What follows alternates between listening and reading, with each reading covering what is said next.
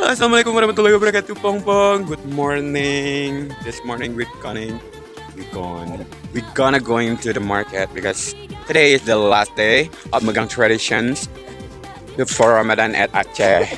See you at the farm. At the farm. See you at the market. This is how the way we are going to the market. I following my mom, my sisters, and my brother, like a duckling with the mothers.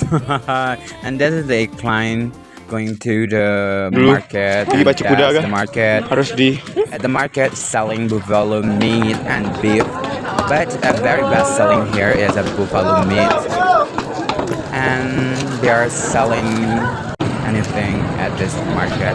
And you look about how the crowded here that is selling and knitting groceries here or prepare the makmeugang.